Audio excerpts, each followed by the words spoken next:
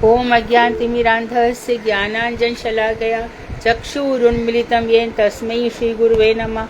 नमो महावदन्याय कृष्ण प्रेम प्रदायते कृष्णाय कृष्ण चैतन्य नामने गौरतिषे नमः। हे कृष्ण करुणा सिंधु दीन बंधो जगतपते गोपेश गोपिका कांत राधा कांत नमोस्तुते। तप्त कांचन गौरांगी राधे वृंदावनेश्वरी वृषभानुसुते देवी प्रणमामि हरिप्रिये तवै वास्मि न जीवामि त्वया विना इति विज्ञाय राधे त्वं नये मां चरणान्तिकं गुरुवे गौरचंद्राय राधिकाय तदालये कृष्णाय कृष्ण भक्ताय तद्भक्ताय नमो नमः। वांशाकल्पतरुभ्यश्च कृपा सिन्धुभ्येव च पतितानां पावनेभ्यो वैष्णवेभ्यो नमो नमः। श्री कृष्ण चैतन्य प्रभु नित्यानंद श्री अद्वैत गदाधर शिवासादि श्री गौर भक्त वृंद हरे कृष्ण कृष्ण कृष्ण हरे हरे हरे राम राम राम हरे हरे। मैं सर्वप्रथम मध्य गुरु पाद्म पद्म परमाराध्यतम नित्य प्रविष्ट ओम विष्णुपाद अष्टोत्तर शत श्रीमद् भक्ति वेदांत श्री नारायण गोस्वामी महाराज मध्य शिक्षा गुरु पाद्म पद्म परमाराध्यतम नित्य प्रविष्ट ओम विष्णुपाद अष्टोत्तर शत श्रीमद् भक्ति वेदांत श्री वामन गोसाई महाराज के चरणार बिंद में अनंत कोटि दंडवत प्रणाम ज्ञापन कर उनकी अहेतु कृपा की वांछा करती हूँ। मैं ग्रंथराज मुनि श्रीमद् भागवत मरीषि माला हृदय रचिता ओम विष्णुपाद सिद्धन भक्तिविनोद ठाकुर के चरणार बिंद में अनंत कोटि दंडवत प्रणाम कर उनकी अति कृपा की अभिलाषा करती हूँ। मैं वैष्णवी सभी के चरणों में यथा योग्य बंधन अभिबंधन दंडवत प्रणाम करती हूँ। जीव तत्व चल रहा है और हम सब जो जीव हैं हमारे साथ हमारे कर्मों के हिसाब से जैसे कि हम वर्णन करते हैं ऐसे भगवान देते रहते हैं। बहुत से जीव ऐसे हैं जो नास्तिक बन जाते हैं, बहुत से जीव आस्तिक हो जाते हैं, बहुत से जीवों को वृंदावन धाम मिल जाता है, बहुत से जीवों को भगवान बहुत दूर एकदम इतनी दूर डाल देते हैं कि वहाँ पर इंसानियत नाम की चीज़ भी नहीं होती है। 4 लाख प्रकार के मनुष्य हैं, 84 लाख योनियों में 4 लाख प्रकार की मनुष्य योनियाँ हैं। इसमें सब आ जाएंगे, देवता दैत्य ये सब आ जाएंगे। और भी और कुछ नहीं तो आजकल ये सब विवाद चल रहा है राधा जी के ऊपर और कोई राधा जी को मानने को भी तैयार नहीं है, कोई रुक्मणी इत्यादि की कुब्जा की ये सब भगवान के चरित्र पर आक्षेप लगाते हैं। ये सब जो नास्तिक हैं और इनकी बुद्धि भ्रष्ट हो चुकी है, ये इन जीवों को करोड़ों जन्मों तक कौन कौन से लोकों में जाना पड़ता है। क्योंकि भगवान ने गीता में स्वयं कहा है जन्म कर्म च मे दिव्यम। आवाज आ रही है? हरे कृष्णा। मैं दिख भी रही हूँ ना? हाँ जी दीदी। मेरे कंप्यूटर से सब उड़ गया है। अच्छा,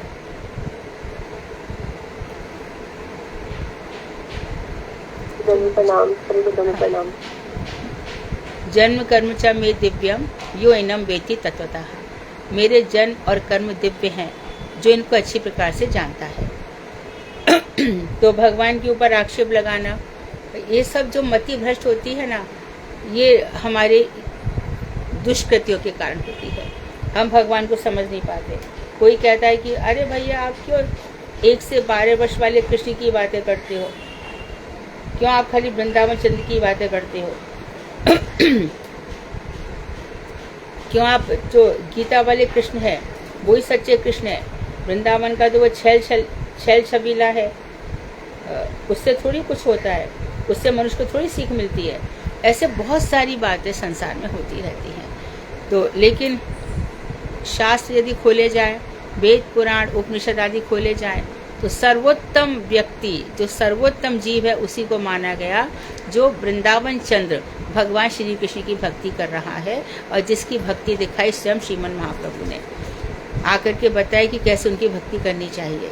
और बताया, सारे शास्त्र कहते हैं ईश्वर परम कृष्ण सच्चिदानंद विग्रह सर्वा अनादिरादि गोविंद सर्व कारण कारणम, लेकिन फिर भी नहीं मानेंगे। नहीं, ईश्वर कृष्ण नहीं कोई और है। इसलिए सभी देवी देवता कहते हैं प्रलय में कोई भी नहीं रहेगा, ब्रह्मा जी भी नहीं रहेंगे, नहीं ये भी रहेंगे ये भी रहेंगे। इस तरह से बहुत सारी बातें होती हैं। तो अब देखो इसी में आगे आज श्लोक कौन सा है? 19 कौन सा श्लोक है? 18। ओके।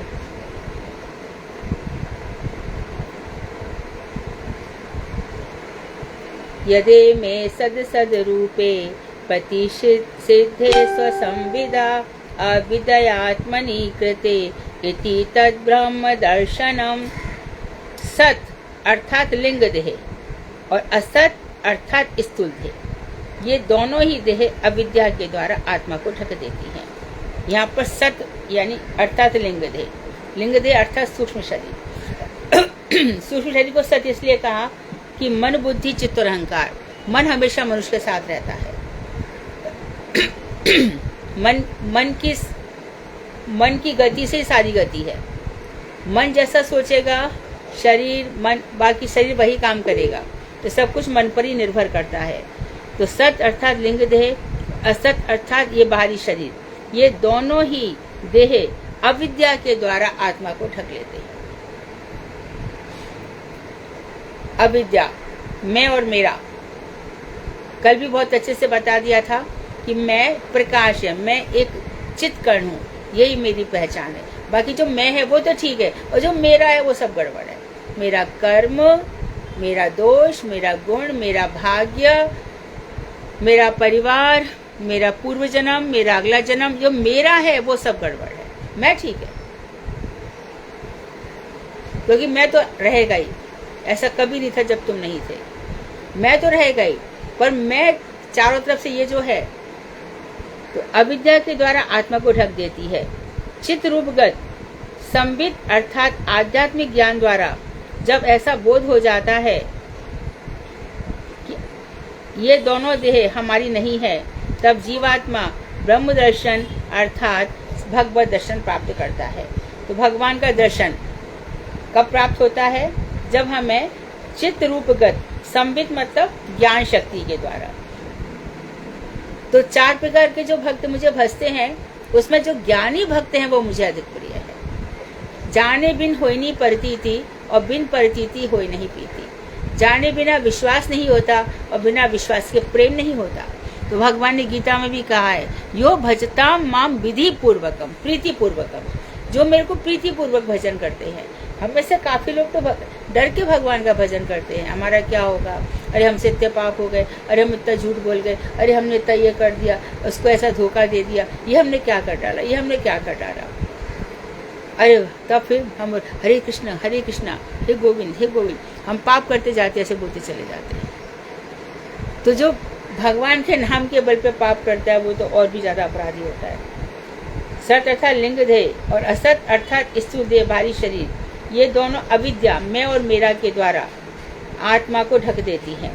चित्त रूपगत संबित शक्ति ज्ञान शक्ति चेतना शक्ति अर्थात आध्यात्मिक ज्ञान, संबित शक्ति आध्यात्मिक ज्ञान द्वारा जब ऐसा बोध हो जाता है, हम जान सकते हैं कि ये दोनों ही देह हमारी नहीं है।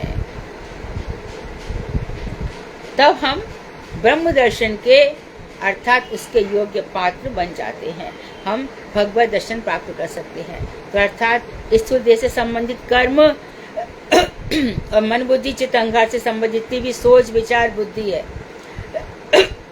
यदि व्यक्ति बहुत दुख पाता है और सोचता है कि अरे भैया मैंने पिछले जन्म में बहुत बुरे कर्म किए, और बुरे कर्म करते करते सोच सोच के पूरा जीवन ही खत्म हो जाता है।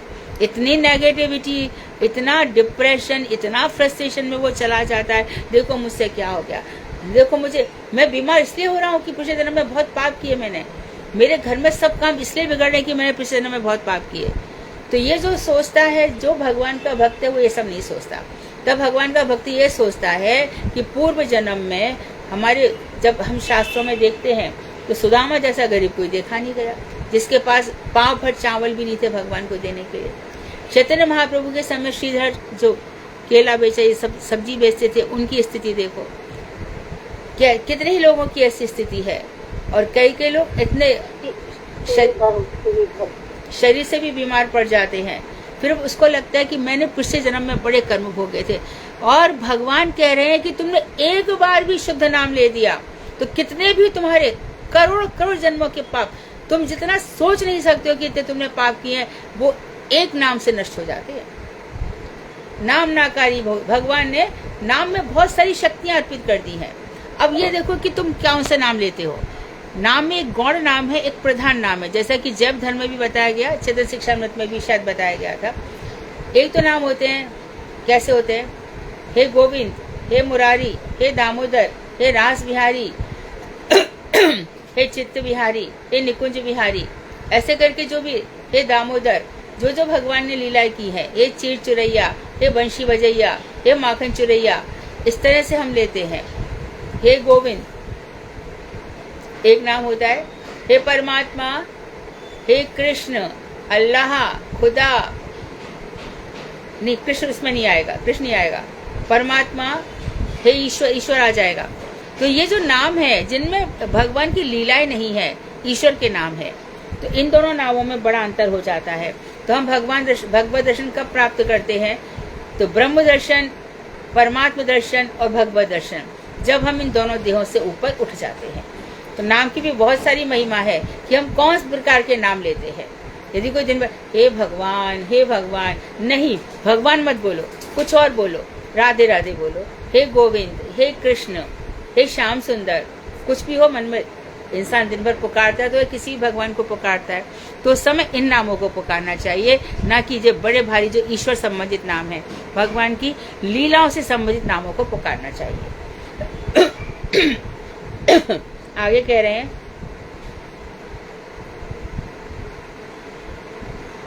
यदेशो परता देवी माया वैशारदी मतीह संपन्न एवेति विदुर महिम्नि स्वयं महीयते।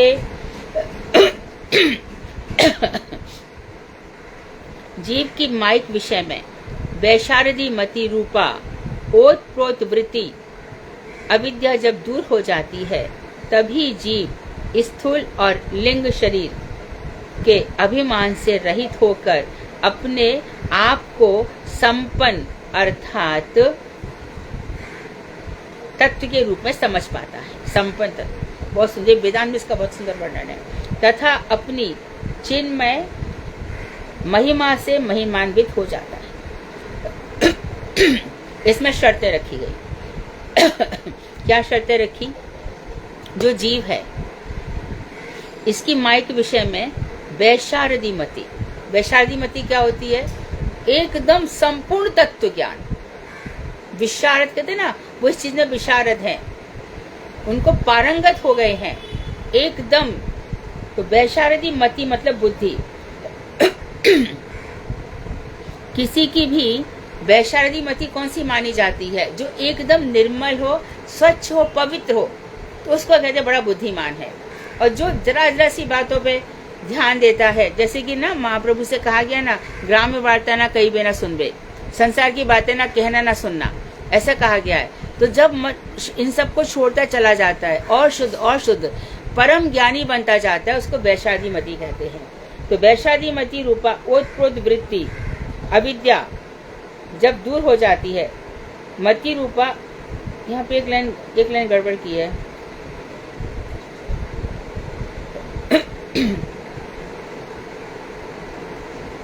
ये श्लोक नंबर 19 है और कहाँ से लिया है? एक मिनट, ये हमारा रह गया था, ये उद्भिद मैंने ये भी कहाँ पढ़ाया था क्या? हरे कृष्णा। जी दीदी, श्लोक नंबर 17 तो आपने पढ़ा दिया था दीदी, पूरा पढ़ा दिया था, अंडर स्वेदस उद्भिद सब पढ़ा दिए थे ये। हाँ जी हाँ, ये आपने चारों के विषय में समझा दिया था, अंडर जरायुज और उद्भिद, अच्छा, कैसे किसी के पास 11वां 12वां स्कंद है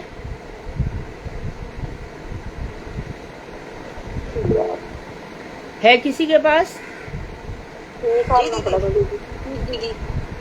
11वें 12वें स्कंध में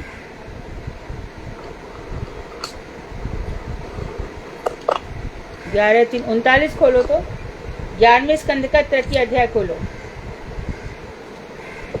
कौन सा अध्याय दीदी? तीसरा, 11वें स्कंध का 3रा अध्याय। प्रथम स्कंद दीदी, प्रथम स्कंद प्रथम पहला पहला प्रथम लिखा स्कंद और जी नहीं, ये 11/3/39 में कह रहे हैं ना। दीदी 1 3 1 3 33 34 है दीदी 1 3 33 34 हाँ राइट राइट राइट, 1 3 33 34। हाँ तो पहला वाला खोलो खोलिए दीदी और उसमें जी दीदी 34वां अध्याय 34वां श्लोक खोलो।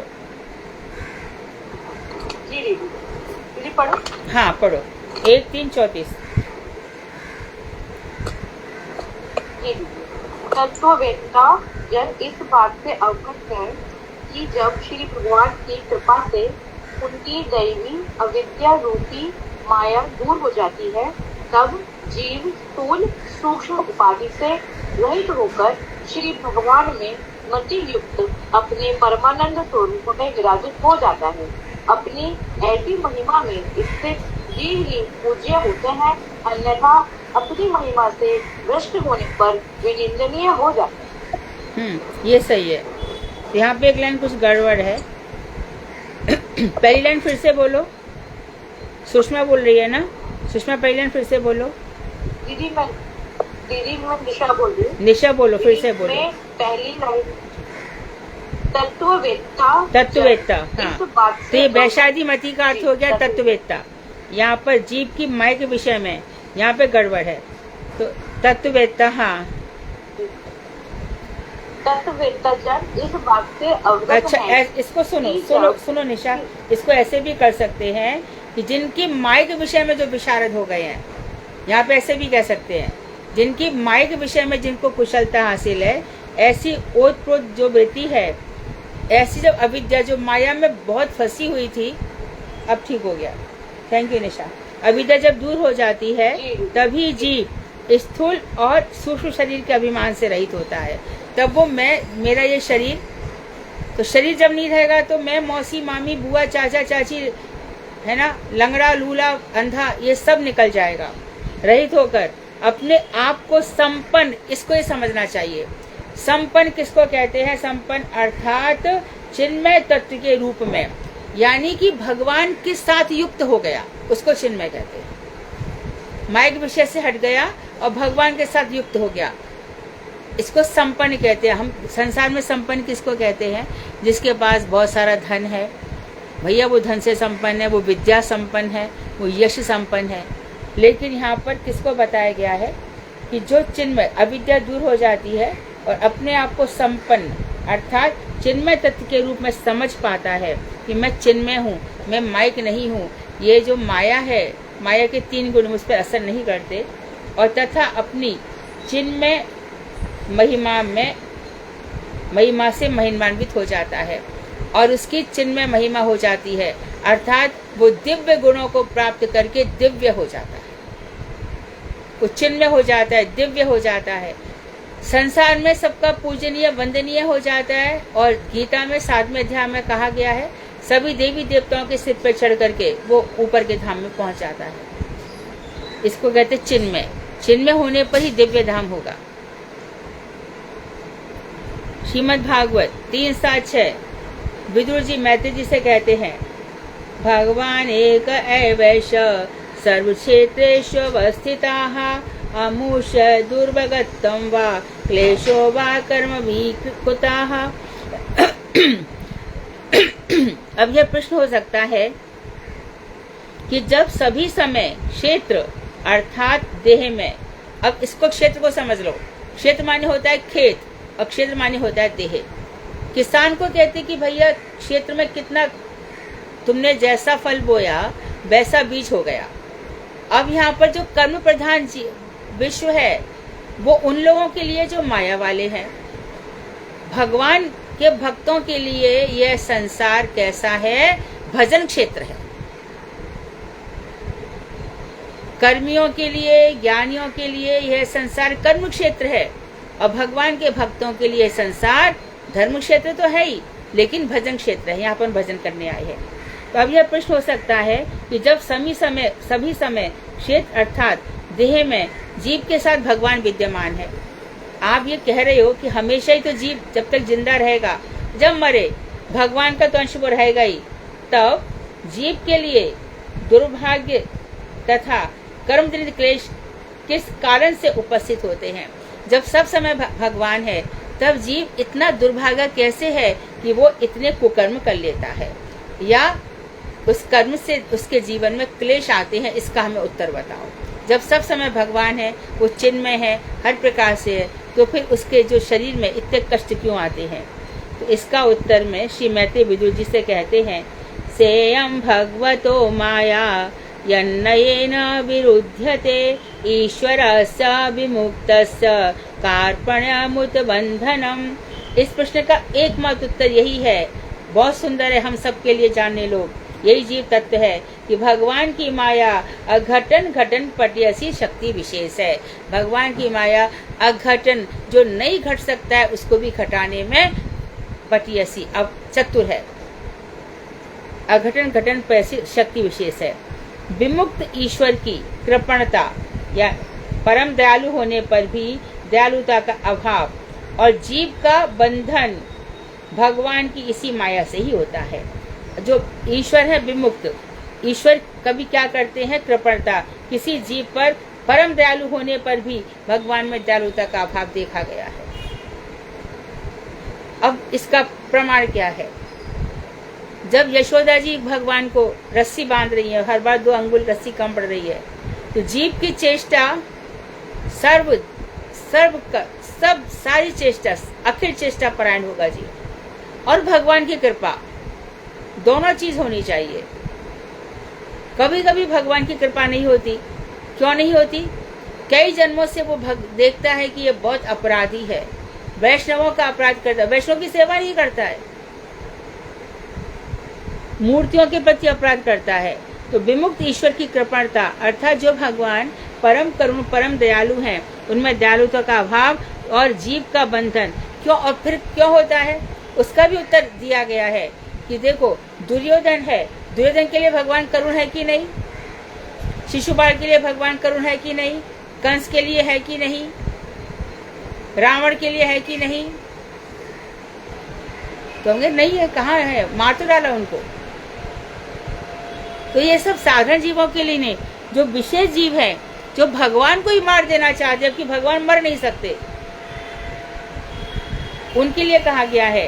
तो वहां पे फिर वो प्रश्न पूछे, अरे आपके भगवान तो बड़े पक्षपाती हैं। हाँ है, भक्तों के लिए वो भक्त वत्सल, ये उनका गुण है और यही गुण उनका विशेषण है, इसीलिए सब भक्त उनकी शरण में जाते हैं।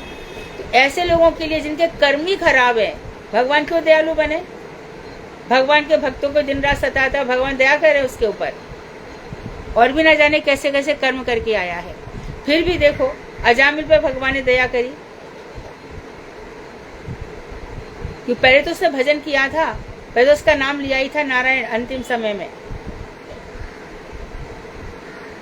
तो और जीव का बंधन, और उसके अंदर इतनी भोग प्रवृत्ति है, इतनी भोग प्रवृत्ति है, इसलिए वो माया के बंधन में बंध जाता है। जिस समय भोग की प्रवृत्ति हमारी सेवा की तरफ बढ़ जाती है, भजन सेवा, भागवत सेवा, और कभी कभी हम लोग ये कोई भी ग्रंथ है उनकी सेवा कर रहे हैं, सेवा कर रहे हैं अर्थात पढ़ रहे हैं, ध्यान से पढ़ रहे हैं, अनुशीलन कर रहे हैं, अर्थात अभी पढ़ा और दिन भर चिंतन रहा, आज मैंने क्या क्या पढ़ा था, क्या क्या सुना था। तो भगवान की इसी माया से ही होता है जीव का बंधन। यह बात युक्ति के द्वारा समझ में नहीं आ सकती, ज्यादा बुद्धि लगाओगे तो समझ में नहीं आएगी, क्योंकि अचिंत भाव के विषय में तर्क की तनिक भी युक्ति नहीं है, और हम बहुत ज्यादा कह भी नहीं सकते इस विषय में, क्योंकि भगवान अचिंत भाव संपन्न है, उनकी थाक कोई भी नहीं लगा सकता। अरे कितने ही ऐसे लोग हैं संसार में, आप कितना उनको समझना चाहोगे, पूरी जान लगा दो पर उनके पेट का पानी नहीं ले सकते हो। भगवान इससे भी ज्यादा है, कब किस वक्त क्या कर देंगे। भगवान की अचिंत शक्ति द्वारा जीवों का माया के प्रति मोह हो जाता है, और इसी के फलस्वरूप उन पर भगवान की कृपा का अभाव हो जाता है। तो जीव क्यों कर्म में फंस गया, भगवान की माया चल रही है, किसी ने तो माया पे जीत लिया और कोई माया के बंधन में बंध गया। माया के बंधन में वहां पे बहुत, जब जीव को ना अभिमान बहुत रहता है, मुझे विद्या है, मैं कहीं भी कमा सकता हूँ, कमा सकती हूँ, मेरे पास पैसा है, मेरे पास सौंदर्य है, मेरे आसपास लोग मंडराते रहते हैं, ये सब जो होगा ना, ये सब, तो उसमें भगवान की कृपा नहीं होगी। भगवान की कृपा तभी होगी जब हम सेवोन्मुखी होंगे, सेवोन्मुखी, भजन करेंगे, वैष्णव सेवा करेंगे। कभी मन करता है कि देखो झाड़ू मंडल में हमारे हृदय चैतन्य दास को क्या मिला, राधा जी का नूपुर, तो कभी वहाँ पे देखा, अरे चलो झाड़ू लगा दे, कुछ हमें मिल जाए, ये सेवोन्मुखता है। या फिर हम कहीं जा रहे हैं ब्रज में, और ब्रज में कुछ भी हमने सेवा नहीं करी, और परिक्रमा में जाते तो वही तो होता है ना, सुबह खाया, शाम खा लिया, दोपहर को खा लिया, जैसा बना आज वैसा बना, आज क्या बनाया खाने में, वही सब में हमारा ध्यान रहता है। लेकिन वहाँ पे जा कर के हम में से कितने लोग हैं जो उस ब्रज की रच की चिन्मयता का बोध कर पाते हैं। तो इसलिए जब हमारी भोग प्रवृत्ति होती है, संसार में कितना भोग कर लो, तब भगवान छोड़ देते हैं, उनकी दया का अभाव हो जाता है। भगवान की दया का अभाव क्या होना है? खूब माया में फंसना, खूब पैसा आना, खूब धन प्रतिष्ठा आना, ये माया के अधीन जीव है। और माया पे किससे जीत लिया? जो हर स्थिति में भगवान का भजन कर रहा है, माया उसका कुछ नहीं बिगाड़ पा रही है। तो वो कृपा का अभाव हो जाता है, वो माया के बंधन में बंध जाता है। ये बहुत सुंदर श्लोक है, हमेशा जीवन भर के लिए याद रखना। आगे कह रहे हैं, यदर्थेन विनामुष्य पुंस आत्मा विपर्ययाः पतियत उपदृष्टुः स्वशिरच्छेदनादिकाः। और देखो क्या कहा, वास्तव में तो जीवात्मा शुद्ध सत्य वस्तु है, उसका कोई बंधन नहीं होता, परंतु माया से मोहित होकर माया से प्राप्त लिंग शरीर में जो आत्माभिमान होता है, वही बंधन कहलाता है। जीवात्मा शुद्ध वस्तु है, कोई बंधन नहीं है उसका, लेकिन वो क्या होती है? जीवात्मा माया से मोहित होती है। उमा दारु जो सित की नाई, सबई न चावत राम गोसाई। तो भगवान की जो माया है वो क्या करती है? जीव उससे मोहित हो जाता है। कैसे हो जाएगा? लड़का सोच रहा है तो लड़की सामने आ जाएगी, सुंदर सी लड़की, दिन रात उसी के चिंतन में रहेगा। इसी प्रकार से लड़कियां हैं, अरे ये तो अच्छा है, सुंदर है, कमाऊ है, और क्या चाहिए लाइफ में, बस सेट हो गई लाइफ अपनी, पटा लो। ऐसे ही तो चल रहा है सारा संसार। यहाँ पे जितना जितना कलयुग बढ़ता जाएगा, झूठ, असत्य, अधर्म ये बढ़ते चले जाएंगे। तो अब क्या होता है? जो जीवात्मा शुद्ध वस्तु है, उसका कोई बंधन नहीं है। शुद्ध होने पर भी हम कहते हैं ना, जीव पहले शुद्ध था, परंतु क्या हो गया? वो माया से मोहित हो गया। और माया से प्राप्त लिंग शरीर, सूक्ष्म शरीर में जो आत्माभिमान होता है कि मैं ही ये हूँ, मैं ही ये हूँ, ये सम्मान मेरा हो रहा है, ये अपमान मेरा हो रहा है, तो आत्माभिमान होता है, वही बंधन कहलाता है। अतः जीव का बंधन सत्य नहीं है। जीवों का आत्म विपर्य अर्थात स्वरूप ब्रह्म, शरीर को ही आत्म तत्व समझना आदि केवल अर्थ के अभाव में अर्थ दर्शन मात्र है। अर्थात जीव क्या कर रहा है? विपर्यग्रस्त हो गया है, उल्टा ही समझ लेता है। तो शरीर है उसको ही आत्मा, और आत्मा तो आत्मा करके कोई चीज नहीं होती। अरे किसे देखी आत्मा? कमल में गंध है, तूने देखी है? बता। हमारे शरीर में पाचक रस भोजन पका रहे, तूने देखा है क्या? बता। हवा चल रही है, हवा में सुगंध कहाँ से आ रही, तूने देखा है तो बता। तो कोई उत्तर नहीं दे पाते। इसी प्रकार से कह रहे हैं कि जीवों का जो आत्म विपर्य है अर्थात स्वरूप ब्रह्म, शरीर को ही आत्म तत्व समझना, ये शरीर ही आत्मा है, केवल अर्थ के अभाव में अर्थ दर्शन मात्र है। अर्थ मतलब यहाँ पर समझ के अभाव में अर्थ दर्शन मात्र है। अर्थात वास्तविक तत्व के ज्ञान के अभाव में अवास्तव तत्व का ही वास्तविक मानना है, क्योंकि वास्तविक ज्ञान नहीं है, अवास्तव है। वास्तविक ज्ञान, छोटी सी बात ले लो, देखो मैं है ना यमुना जी में पल्ली पार गई थी, अयोध्या से एक वो आए थे महात्मा, खूब भजन करते, खूब पूरे मथुरा में शोर फैल गया था, बहुत बड़े महात्मा है, बहुत भजन करते हैं। ठीक है, तो हमारे पड़ोस का लड़का था राजू, बोला दीदी चलोगी मिलने? मैं कहा चलो। बढ़िया संत बोले एकदम बढ़िया, किसी से मिलते नहीं है, अपना प्रसाद खुद बनाते हैं, किसी का कुछ नहीं, चल भाई देख लेते। वहाँ पे गई, अच्छा था, सिंपल उन्होंने बना रखा था, चूल्हा था, और तो जाती बोले हो गया, बैठो बैठो, अरे चाय बनाओ, इन लोगों को चाय बनाओ। मैं कहा नहीं महाराज, हम लोग तो चाय कहाँ पीते हैं, चाय तो पीना चाहिए, लक्ष्मण बूटी है, जरूर पीना चाहिए। मगर अपने लाइफ में कभी पी नहीं। बोले आपने बहुत गलती की, ये तो पीना ही चाहिए। तो ये ऐसा क्यों कह रहे हैं कि हमको शरीर की समझ नहीं है, वास्तविक समझ नहीं है। हमारी देखो खाना पीना सोना उठना बैठना सब में शास्त्र सम्मत विचार होना चाहिए। वैसे तो आप देखोगे कितना सारा वास्तु है, फिर भी कुछ वास्तु होता है, शरीर के यहाँ पे पैर रख के सोना चाहिए, यहाँ पे सिर रख के सोना चाहिए। वो तो हम लोग कहते हैं कि हमारे तो भगवान, हम कहीं भी सिर रख के सो जाएंगे। सभी भूमि गोपाल की कहूँ नवाओ शीस। तो अर्थात वास्तविक तत्व के ज्ञान के अभाव में अब वास्तव तत्व को ही वास्तविक मान लेता है। तो वास्तविक तत्व का ज्ञान नहीं है जो अवास्तव है। अवास्तव कैसे? अरे नीचे जा रहा है, छींक दिया, आजा ऊपर आजा, छींक में नहीं जाना चाहिए। शुभ शुभ परित्यागी प्रवस नगर की जय सब काजा, हृदय राख कौशलपुर राजा। कृष्णाय वासुदेवाय हरे परमात्मने प्रत क्लेश नाशाय गोविंदाय नमो नमः। अब वास्तविक तत्व को वास्तविक मानता है ज्ञान के अभाव में। जिस प्रकार स्वप्न देखने वाले पुरुष को ब्रह्मवस्था, अपने सिर का कटना आदि व्यापार, तू सोया पड़ा है और सपना देख रहा है कि तेरा सिर काट दिया किसी ने और तू रो रहा है बैठ करके, अरे तेरा सिर तेरे पास रो क्यों रहा है?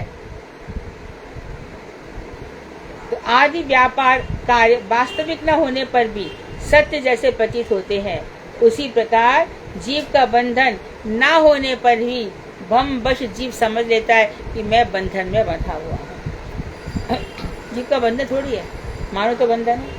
अब आप सोचो एक लड़की की शादी हो गई, भैया मैया बोलेगी अब तो देख तेरे 7 फेरों में तू बंध गई, अच्छी तरह से रहना बेटी, कोई 2 बात कहे तो सुन लेना, आराम से रह जाना, मेरे पास शिकायत नहीं आनी चाहिए, मैं तेरे को इतने प्यार से पाला है, मेरे पालन में कोई कमी नहीं रहनी चाहिए कि वहां से शिकायत आए। ठीक है माँ, ठीक है माँ। तो बेटी वहां पे पहुंच जाती है ससुराल में, राइट। और उसके बाद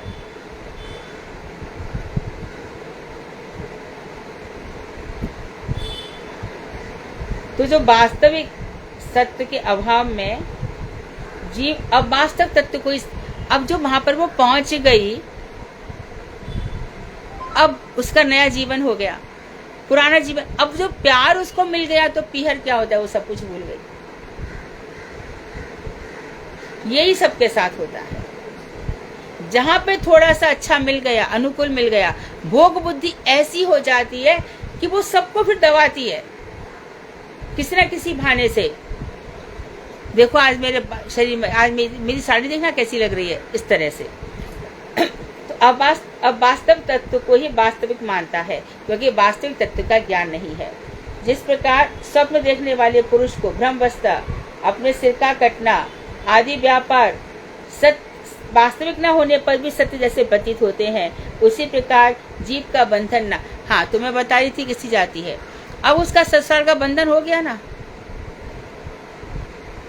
कहाँ हुआ जी? 2 महीने में लौट के आ गई।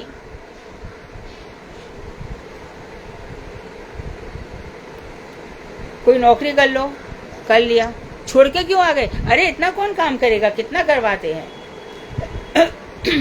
तो जीव का जो बंधन है ना होने पर भी, तो कल लड़की का जो बंधन है ससुराल से नहीं मानेगी, आ गई, नहीं माना उसने। इसी प्रकार से शरीर का जो बंधन है हमारा, इस सूक्ष्म शरीर का जो बंधन है, ये सब बंधन के कारण है। तो इसमें ये क्यों पैदा होते हैं? भ्रम के कारण। इस शरीर को हम सत्य मान लेते हैं, हम उनके बंधन में बंधे हैं। क्यों? हमसे कह के गए हैं 5 बजे तक मत उठना।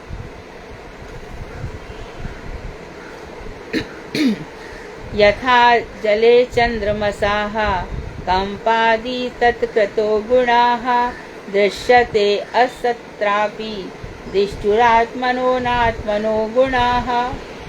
जिस प्रकार जल में प्रतिबिंबित चंद्रमा का कंपन आदि दिखाई देना जलकृत गुण मात्र अर्थात जल धर्म है।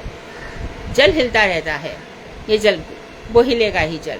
और ऊपर से चंद्रमा चमक रहा है और चंद्रमा ने क्या किया, जल में प्रतिबिंबित हुआ तो क्या हो रहा है, चंद्रमा ये जो जल है वो कांपता दिखाई दे रहा है हिलने के कारण। तो जलकृत गुण मात्र अर्थात ये जल धर्म है, हिलना डुलना। यद्यपि ऐसा प्रतीत होता है कि चंद्रमा कांप रहा है, चंद्रमा नहीं कांपता। वास्तव में तो वह कंपन चंद्रमा में नहीं बल्कि जल में ही होता है। इसी प्रकार दृष्टा व्यूअर जो मनुष्य एक तो घर में भोग रहा है और एक देख रहा है। ये शरीर जिसको क्षेत्र कहा गया है, एक देख रहा है और एक भोग रहा है। जीवात्मा में यह जो अनात्मिक गुण शोक मोह आदि का आरोप है वह मिथ्या है। ओरिजिनल तो भगवान जो जीवात्मा है उसमें अनात्मिक गुण यानी शारीरिक गुण और जैसे कि शोक मोह ये आदि का आरोप है वह झूठ है। इस प्रकार के विपरीत धर्म से ही जीव का अमंगल होता है। इस प्रकार विपरीत बुद्धि से जीव का अमंगल हो जाता है।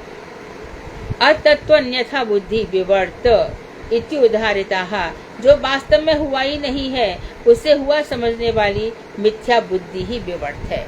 जो हुआ ही नहीं है उसको हुआ समझने वाली, ये विवर्तवादी ऐसे होते हैं। फिर ऊपर जाएंगे, अच्छा मैं 20 आदमी भेजो आपके यहाँ पे, हमने सुना है कि आपके यहाँ पर बहुत अच्छा दिखाते हैं, ठीक है आज मैं कुछ नहीं है, चलो निकलो यहाँ से, इस तरह से हो जाता है। तो रज्जु में सर्प का भ्रम तथा सीप में रजत का भ्रम ये सब विवर्त के उदाहरण है। शरीर को सत्य मान लेना और आत्मा दिखाई नहीं देती, मैं क्यों विश्वास करूं, ये सब है।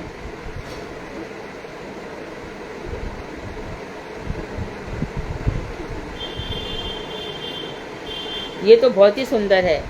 अब जीव की अपनी स्थिति बता रही कि तुम लोग क्या हो देखो। अब जीव का तत्व का वर्णन हो और महाराज चित्रकेतु का ना हो, ऐसा हो ही नहीं सकता।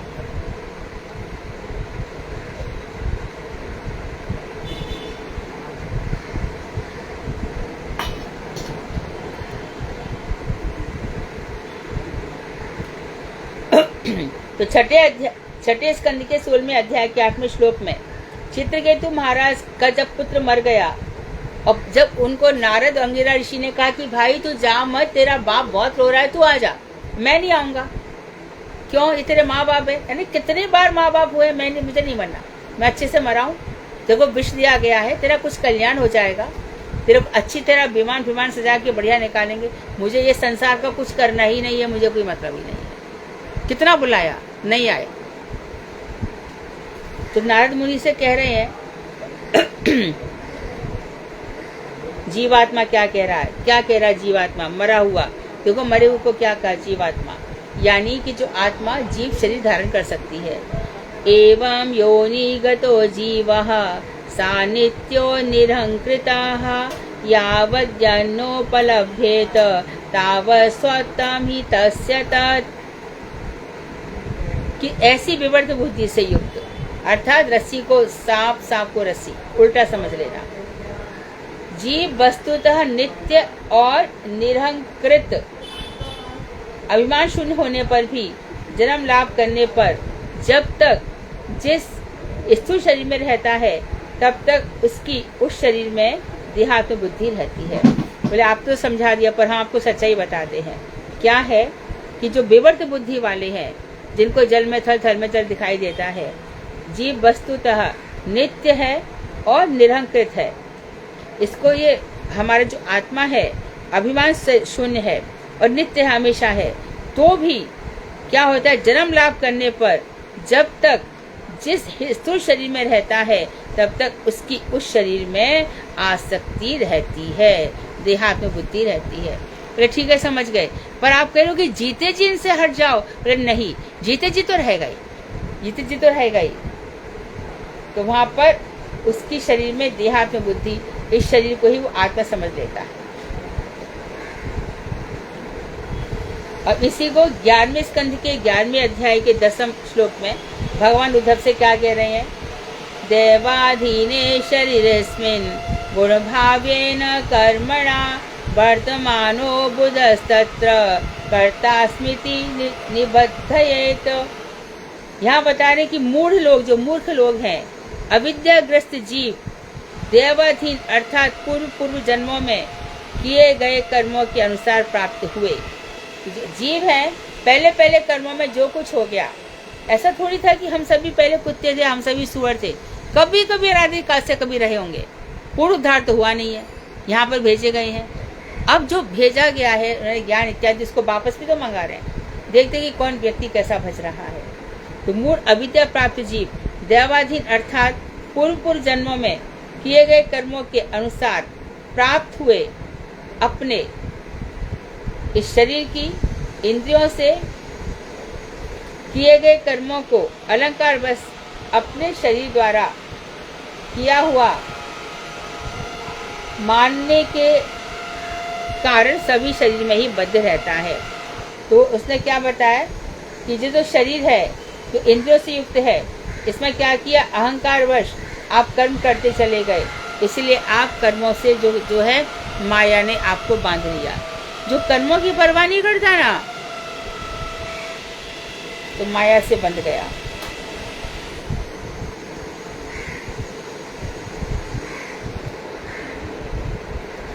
आज यहीं तक रखते हैं। वांछा कल्पतरुभ्यश्च कृपा सिंधुभ्येव च पतितानां पावनेभ्यो वैष्णवेभ्यो नमः। भागवत, हाँ, सुधा भागवत। हरे कृष्णा जी, दंडवत प्रणाम। राधे राधे दीदी। विवर्त का क्या मतलब हुआ? उल्टा, जो चीज जैसे सांप है, रस्सी है, उसको सांप समझ लेना। संसार झूठा है, उसको सत्य मान लेना। शरीर झूठा है, उसको सत्य मान लेना। ये सब विवर्त है, उल्टी बुद्धि वाले। हाँ।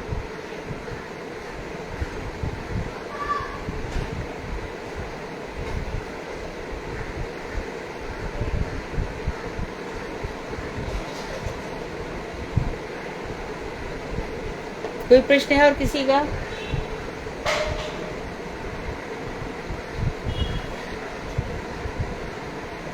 दीदी हरे कृष्णा, दंडवत प्रणाम। हाँ, दीदी मुझे बता दीजिए कि दीदी जैसे कोई व्यक्ति है और उसका हरिनाम हो गया है और उसका शरीर छूट गया और उसकी इच्छा थी कि उसकी दीक्षा हो जाए, तो दीदी उसको क्या गति मिलती है? दीदी मेरे माता जी के साथ ऐसा हुआ है ना, मतलब उनकी इच्छा थी कि वो दीक्षा लें, लेकिन उनका हरिनाम हुआ और उसका शरीर छूट गया। क्या तो क्या दीदी क्या उनका दीक्षा होगा? हुई, फिर क्या हुआ? दीदी उनका हरिनाम हो गया था हाँ हाँ, और दीदी उनका शरीर छूट गया, लेकिन उनकी इच्छा थी कि मैं दीक्षा लूं और मतलब भक्ति में और आगे बढ़ूं, लेकिन दीदी उनका बीच में रह गया मतलब। हाँ, तो अगला जन्म, हाँ कोई बात नहीं, अगला जन्म वही होगा, ब्रह्मचारी के रूप में होगा या ऐसे माहौल में होगा जहाँ उनकी भक्ति आगे बढ़ेगी। ऐसा थोड़ी कि एक जन्म में भक्ति होती है। आजन सिद्ध होता है, धीरे धीरे धीरे धीरे धीरे, जन्म पे जन्म, जन्म पे जन्म, जन्म पे जन्म बीतते। महाभारत उठा लो, नारदी सुखदेव गोस्वामी को बता रहे हैं, कई जन्म बीतेंगे, कोई बात नहीं। हो सकता है अगले जन्म में उनको इतनी तन्मयता हो जाए कि वो शुद्ध भक्ति करने लग जाए। दीदी तो दीदी जिनका हरिनाम हुआ है वो सिर्फ हरिनाम ही कर रहे हैं बहुत समय से। हाँ। तो और वो कहते हैं कि मतलब हरिनाम ही अपने आप में पूर्ण है, तो दीदी उनका सही है ये नियम? नहीं, हरि देखो, ABCD एसोसिएशन ऑफ डिवोटीज, साधु संग करना ही पड़ेगा। ये अपना मन करते जो भजन करते उसका प्रभाव नहीं होता है। और भागवत श्रवण करना पड़ेगा, चांटिंग हरे कृष्णा ये तो रहेगा ही। DT सर्विस, घर में कोई भगवान है उसको, या इटर्नल अध्यात्म धाम में वास, ये सब भी करना पड़ेगा। तो दीदी मेरे दीदी का प्रश्न है, क्योंकि उनका सिर्फ हरिनाम हुआ है तो वो कह रहे कि मुझे गोलोक धाम जाना है, तो दीदी क्या ये उनका सोचना सही है? नहीं, जा नहीं सकती दीदी और कुछ बताइए कि दीदी तो दीक्षा लेनी पड़ेगी ना उनको? क्या करना पड़ेगा? दीक्षा, ब्राह्मण दीक्षा, गोपाल मंत्र। तुम्हारी माँ के लिए? दीदी ने, दीदी के लिए मेरी, तो गोपाल मंत्र ब्राह्मण दीक्षा लेनी होती है, तभी मतलब ये होता है इसका नियम पूरा, मतलब पूरी। हाँ, तो दीदी ने क्यों नहीं लिया अभी तक? दीदी वो कहती है कि उनके जो गुरुदेव है वो कहते हैं कि उन्होंने सभी छोड़ दिया, गोलोकधाम चले गए पिछले महीने। तो वो कह रही थी कि उनके जो साथ संगी लोग हैं वो कहते हैं कि हरिनाम अब नामपूर्ण है और बस उनको नहीं मिलेगी, उनकी यहाँ बहुत नियम है मतलब थोड़े से ना। तो उन्होंने मुझे प्रश्न पूछा, मैं आपसे पूछूं कि क्या मेरा क्या हाँ, होगा? उनको दीक्षा लेना चाहिए और दीक्षा लेके भजन कर लेना चाहिए तुरंत, दीदी आराम से ले, प्रसन्नता से। जिस समय दीक्षा होती है उस समय हमारा नया जन्म हो जाता है। दीक्षित लोग ही तो पाप नहीं करते, बाकी सब तो वही कर रहे हैं ना। अपराध नहीं होना चाहिए बिल्कुल। दीदी वो बरसाने में रहती है, मतलब अच्छी भक्त है, लेकिन उनको भी दीक्षा का मतलब ये मैं नहीं कह सकती कि महत्व पता है, लेकिन उनको ये नहीं पता कि मतलब दीक्षा लेना जरूरी है। वो कहती है बस ये अपने आप में पूर्ण हरिनाम। हाँ हाँ, जरूरी है, जरूरी है, जरूरी है। बिना दीक्षा के तो कृष्ण, उनको बोलो कृष्ण के भी गुरु थे, पढ़ने गए सांदीपनि मुनि के पास, और उनके गुरु कौन है? भागुरी ऋषि, भगवान श्री राम के गुरु थे, कुल पुरोहित वशिष्ठ। तो कौन ऐसा है जिसका गुरु नहीं था? सबके गुरु है। दीदी उनकी हरिनाम दीक्षा ही ऐसे होती है जैसे कि दीक्षा होती है, मतलब पूरा यज्ञ से, और वो हरिनाम के देते हैं उनको दुपट्टा और इस टाइप से भी। मैं दीदी अब बता नहीं सकती यहाँ पर क्या कहाँ से है वो क्या है दीदी, फिर प्रतिशत हो जाएगा कि मतलब मैं ऐसे बोल रही हूँ, लेकिन दीदी ऐसा ही है। वहाँ पर थोड़ा मुश्किल है दीक्षा लेना, उनका मुश्किल ही लग रहा है, क्योंकि अब दीदी उनका क्या होगा ये मैं उन्हें बताऊंगी। दीदी ने ये बोला कि जरूरी है। उनको बोलो कि तुम सब कुछ भूल जाओ, सब कुछ छोड़ दो, दीक्षा लेके हरिनाम करोगी तो बहुत जल्दी सिद्धि होगी। जी दीदी, धन्यवाद प्रणाम दीदी। दीदी सभी की संदेश सभी के लिए है ना, जो मेरे बाकी भाई बहन हाँ, है हाँ, सब नाम सबके करते हैं, लिए। लेकिन उनको दीदी ये नहीं पता कि दीक्षा लेनी जरूरी है, सिर्फ हरिनाम करने लगे हैं, बस हरिनाम ही कर रहे हैं सब। नहीं, उसमें शक्ति संचार कर देते हैं गुरु जी।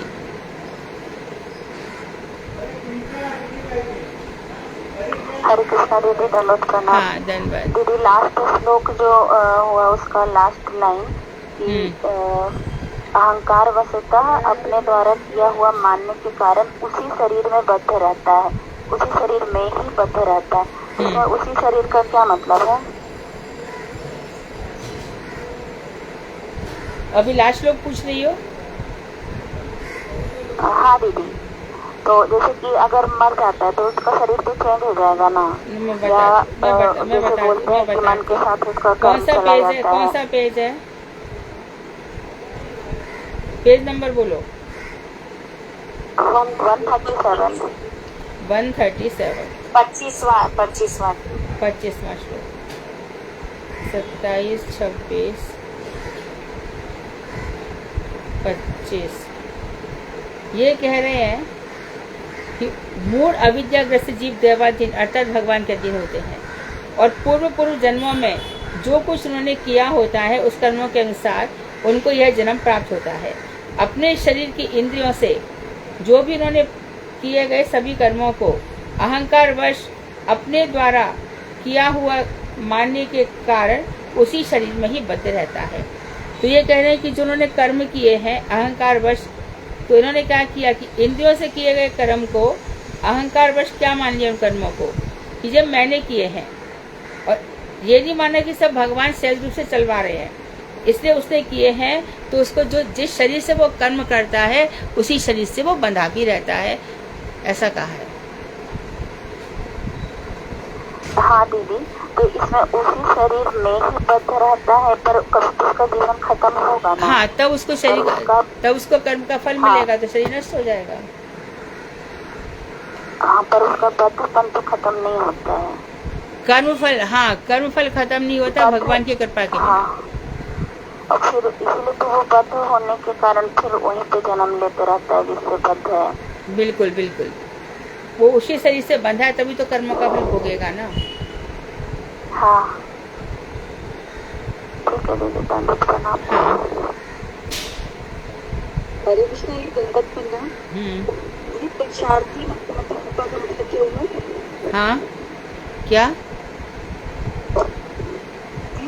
लैंग्वेज श्लोक में है जीव के माइक विषय में विशारदी मती ऊपर, वैशारदी मती, माइक विषय में बहुत एक्सपर्ट है, संसार के माइक विषयों में बहुत एक्सपर्ट है ऐसे लोग। ठीक है। हाँ,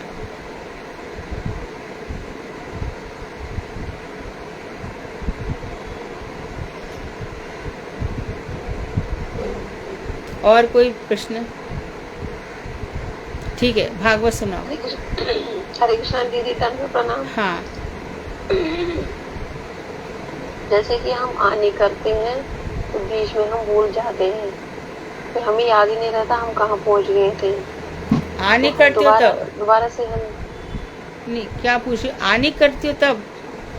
जैसे हम आने करते हैं ना, तो बीच में हमें कुछ ऐसे कुछ हो जाता है या कुछ इंसान सोच जाता है तो फिर वो भूल जाते फिर से हैं करना हम चाहिए, कहाँ फिर से पहुंचे जागना हैं। चाहिए, फिर से जागना चाहिए। दोबारा बस दोबारा अपना से दुपट्टे के नीचे हाथ रखा और फिर लग रहा है कि ऐसा हो रहा है, कन्हैया आने चल रहा है भाई, ऐसे करके बात करते जाओ अपना। हाँ, हरे कृष्णा दीदी, दंडवत प्रणाम। ये पूछ रही थी, अर्निंग करते वक्त आंख बंद करो तो थोड़ा आंख मतलब वो जैसे भी दीदी बोल रही थी उस तरह से होने लगता है, तो मैं आंख खोल कर ही करती हूँ तो उसमें कोई दिक्कत? आँख खोल के भी कर सकती हो। आंख खोल के हाँ, कर ध्यान तो सकती मैं हो, ले जाती हूँ मोबाइल के साइड में ही, लेकिन जब लेकिन ध्यान आंख को मैं खोल ध्यान होता है तो ध्यान होता है तो मनन होता है ना, इसलिए आंखें बंद हो जाती है ध्यान में। आंख जैसे बंद करते हैं तो मेरे को आंख बंद मतलब हो जाती है सुबह के टाइम वाले में, तो नींद सी मतलब जैसे पता नहीं चलता फिर मैंने कौन सा अर्निंग की हूँ क्या, तो भूल जाती हूँ, फिर दोबारा करती हूँ, फिर इसीलिए मैं आंख खोल के कर रही हूँ। तो मैं उस दिन भी पूछने वाली थी, फिर मैंने आज दीदी ने पूछा तो फिर मैंने सोचा मैं भी पूछ लेती हूँ। तो खोल के कर सकती हूँ ना? क्या बोल रही हो? जैसे आंख खोल के हाँ हाँ हाँ, खोल कर, सकती हूँ ना हाँ भगवान? बिल्कुल बिल्कुल, कर सकती हो कर सकती हो कर सकती हो। ठीक।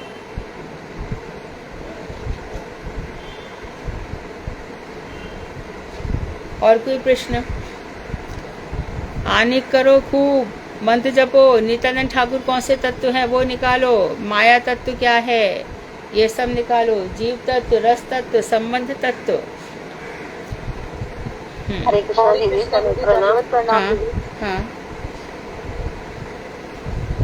तो बोलो। हाँ मेरी जो दीदी है उसके हस्बैंड बीमार है, हाँ हाँ, तो वो जब वो आने करने बैठती है तो वो बीच में ही उठ जाता है, तो फिर उस वक्त वो क्या करेगी दीदी? बीच में उठ जाता है मतलब? जैसे अभी वो उसको ब्रेन ट्यूमर हो गया था, हाँ। तो जैसे वो किसी टाइम आने करने बैठती है या शाम को बैठती है, सुबह बैठती है, तो किसी टाइम वो जब सोता रहता है तो किसी टाइम भी उठ जाता है वो, जैसे बाथरूम जाएगा या उसको हाँ, थोड़ा हाँ, सा प्रॉब्लम हो गई है, तो उस वक्त वो उसको जल्दी उठना पड़ता है क्योंकि उसको पकड़ना पड़ता है या बाथरूम हाँ ले हाँ लेना पड़ता हाँ है। हाँ, उस वक्त क्या करेगी वो? तो वो करवा के दोबारा करना पड़ेगा, फिर से दोबारा करना पड़ेगा। जी जी, इसलिए बहुत सही करो, ब्राह्म मुहूर्त में कर डालो सब, बाद में थोड़ी होता है। जी जी जी। बहुत जरूरी है ब्राह्म वो मुहूर्त किसी में। टाइम भी उठ सकता है, तो उठ वो गए 3 तो बजे भी अगर वो उठेगी वो उसी टाइम भी उठ जाता है। हाथ उठेंगे तो कराना पड़ेगा, धीरे धीरे है ना। जब नींद खुलेगी तो उसी टाइम उठ जाता है। हाँ हाँ, कोई बात नहीं, आने करने से रोक थोड़ी रहे हैं उनको।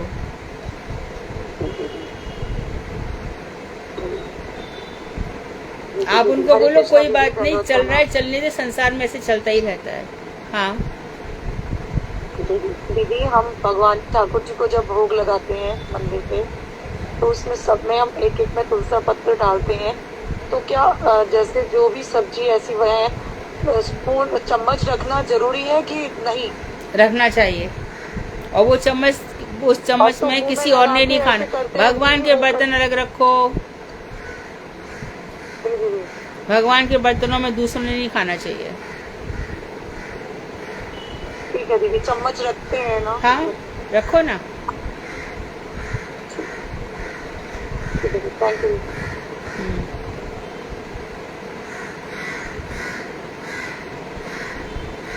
और बोलो। हरे कृष्णा जी। हाँ। दीदी लाल जितनी भी सब्जी बन जाए उतने सबों में एक चम्मच रखना चाहिए। क्या? जैसे कि 2-3 सब्जी बनाए, जैसे कि 2-3 सब्जी बनाए, हाँ हाँ। तो सबों में चम्मच रखना है। नहीं नहीं, चम्मच एक ही, जी दीदी। भगवान के लिए एक ही चम्मच। जी दीदी। दीदी हरे कृष्णा। दीदी हमारे जब पूजा करते हैं भगवान की सेवा पूजा, दीदी जब मठ मंदिरों से हमारे अलग होती है ना, तो क्या हम उनकी तरह नहीं कर सकते ना, जैसे मंदिर में होती है, मठ में होती है? नहीं देखो, छोटे भगवान और जैसे बड़े लाल भगवान की सेवा में अंतर तो आ ही जाता है, वो एक जैसी नहीं हो सकती। दीदी जैसे लाल और नीले कपड़े पहन के पूजा कर सकते हैं क्या हम? तुम लोग खुद लाल कपड़ा तो शायद पहन सकते हो, शायद नीला, या वो मुझे ध्यान नहीं है, नीला कलर नहीं पहन सकते, ब्लू कलर। दीदी अर्चन दीपिका में लिखा था ना कि सेवा अपराध में आता है, तो दीदी हाँ। वो मठ मंदिर के लिए या गृहस्थी के लिए भी है? सभी जगह माना जाएगा। क्योंकि दीदी वहाँ के नियम तो बहुत थोड़े से कठिन होते हैं ना, हम गृहस्थी के तो इतने दीदी सुनो सुनो, जो उसमें लिखे सारे। हमें भूलना नहीं चाहिए कि शबरी के बेटे राम ने खाए थे, विदुरानी के छिलके खाए थे, और कहा था कि ऐसा अमृत कभी मैंने खाया नहीं है। प्रेम भावुकता में कोई कुछ चीज निषिद्ध नहीं है। प्रेम के उस लेवल तक पहुंच जाते हैं, एकदम चारों तरफ जल ही जल है, ऐसा प्रेम, यानी भाव ही भाव है तो होगा। दीदी धन्यवाद दीदी, मेरा आंसर मिल गया। धन्यवाद, प्रणाम दीदी। हाँ।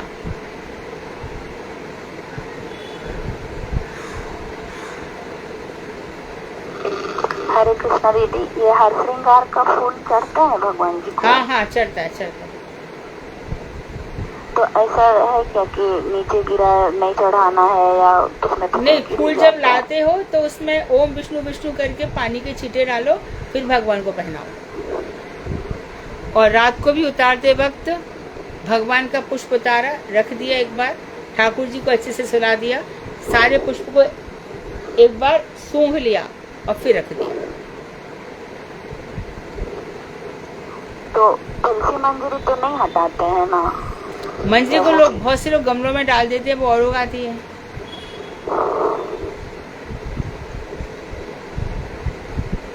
इसमें दीदी हम तुलसी को प्रसाद में नहीं दे सकते, हम खुद ही पानी।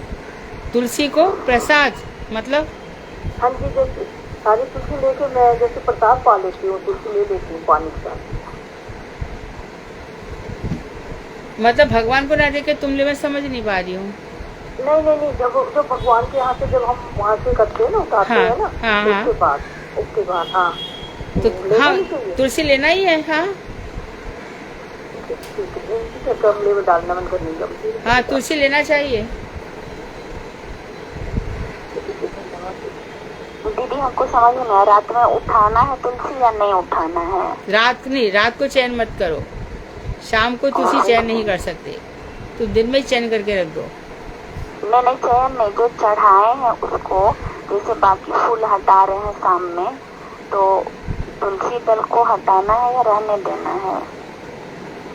खाते वक्त ना। नहीं, जैसे दीदी आप एक दिन बताए थे ना कि हाँ निर्माल्य हटा देना है, हाँ, मतलब हाँ बिल्कुल, हाँ हटा देना है, पर तो तुलसी को ऐसे रखना है। मंजरी, तुलसी को मंजरी को स्नान से पहले हटाएंगे, और जो फूल इत्यादि है उनको कभी भी ध्यान रखना, भगवान से कभी भी उनको हटा ही नहीं सकते हैं। तुलसी जी को बहुत बड़ा अपराध है। हाँ। भगवान से तुलसी को कभी नहीं हटाना चाहिए, उल्टे हाथ से ठाकुर जी को कभी नहीं पकड़ना चाहिए। भगवान का जो तौलिया है उसको रखो हाथ में और बस फिर करना चाहिए। हरे कृष्णा दीदी, हाँ। रात को ठाकुर जी को सुलाते हैं तो तुलसी पत्ता को हटाकर रखना पड़ेगा ना? क्या? रात को जब ठाकुर जी को सुलाते हैं हाँ। तो तुलसी का पत्ता वहाँ से हटाना पड़ेगा ना? नहीं, भगवान के रात को रखना है, सुबह निकालना है। फूल निकाल देने हैं, तुलसी रखेंगे, तुलसी नहीं निकालते हैं। तुलसी भी वहीं रखे, मतलब जहाँ सोते हैं ठाकुर जी। हाँ, तुलसी तो रहती ही है। दीदी सोते टाइम भी उनके चरणों में ही रखे ना सर जी को। आप लेटाती हो क्या भगवान को? हम भी लिटाते हैं जैसे। नहीं, सुबह से तुलसी वहीं रखते हैं ना। हम तो कहीं कहीं भी हो भगवान को बैठाते तो पहले तुलसी रख देते हैं, तब भगवान को बैठाया जाता है। तो रात को सुलाते जो है ना ठाकुर जी को। सुलाते समय मैंने बताया ना, नहीं हटाना है ठीक है। तुलसी, सुलाते समय नहीं हटानी है, पुष्पमाला सब हटा देने हैं।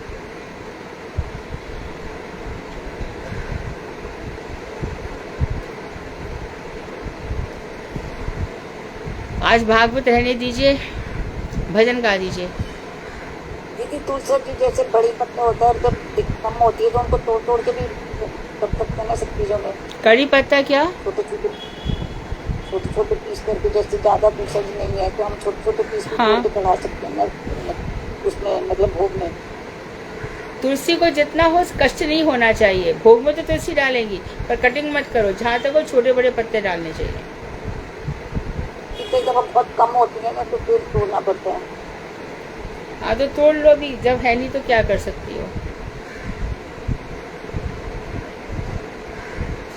आज भजन में बोलूंगी। हाँ गाओ दीदी गाओ मैं गाओ गाओ।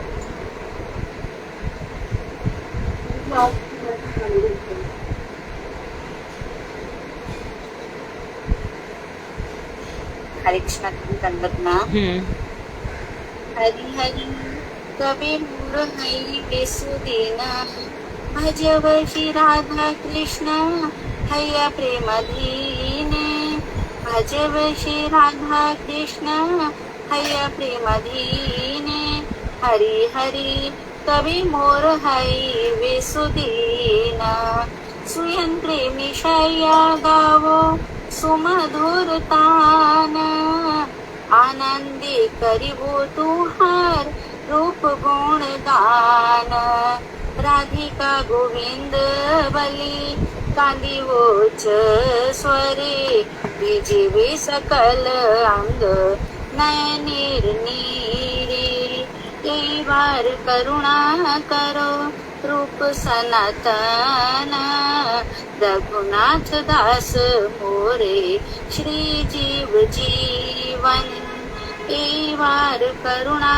करो ललिता विशाखा सख्य भावी श्री दाम सुबलादि सखा सब मिल कर दया पुरुष मोर आश प्रार्थना करे सदा नरोत्तम दास प्रार्थना करे सदा नरोत्तम दास ठाकुर नरोत्तम ठाकुर नरोत्तम नरोत्तम ठाकुर नरोत्तम जय षड गोस्वामी जय षड गोस्वामी षड गोस्वामी जय षड गोस्वामी। हरे कृष्णा दीदी हो गया पूरा। अर्थ है इसका, अर्थ पढ़ दो।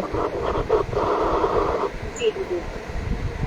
हे हरि, मेरा ऐसा दिन कब आएगा जब मैं कृष्ण प्रेम के वशीभूत होकर राधा कृष्ण श्री युगल का भजन करूंगा। मृदंग करताल आदि वाद्य यंत्रों की सहायता से सुमधुर ताल स्वर मिलाते हुए दोनों के रूप एवं गुणों का गान करूंगा। हे राधे, हे गोविंद कहते हुए जोर जोर से रोऊंगा तथा आंसुओं से मेरा सारा शरीर भीग जाएगा। हे रूप गोस्वामी, हे सनातन गोस्वामी, हे रघुनाथ दास गोस्वामी, हे जीव गोस्वामी, आप एक बार मुझ पर करुणा कीजिए। हे ललिता जी, हे विशाखा जी, सख्य भाव युक्त श्री दाम सुबल आदि सखा, आप सब लोग मिलकर मुझ पर दया कीजिए जिससे कि मेरी आशा पूर्ण हो जाए। हरे कृष्ण दीदी। ठीक है। वांछा हरे कर। कृष्णा दीदी। हाँ हाँ सुधा। हाँ दीदी सौबे ऋषि की जो कथा है हाँ। ये 9वें स्कंद में है, छठे अध्याय में। सौबे ऋषि का सिर्फ को जरा सा उसमें वर्णन आया हुआ कि किस तरह उन्होंने जल में अपना ध्यान करते हुए देख लिया था मत्स्य युगल को। इससे पहले सौबे ऋषि का कुछ इतिहास तो नहीं है ना दीदी अलग से ग्रंथ में? नहीं नहीं नहीं नहीं नहीं नहीं नहीं। कथा के नाम पे वो थोड़ा सा ही हाँ है। हाँ, वो यही उसके पीछे यही भाव है कि संसार में लिखा है बंदर है, कुत्ते हैं और ये कबूतर, कौआ कभी कोई भी संभोग करता हो, उसको जो देखेगा उसको बहुत पाप लगेगा। कभी देखना नहीं है, कभी देखना नहीं है। भागवत में तो स्पष्ट रूप से लिखा है।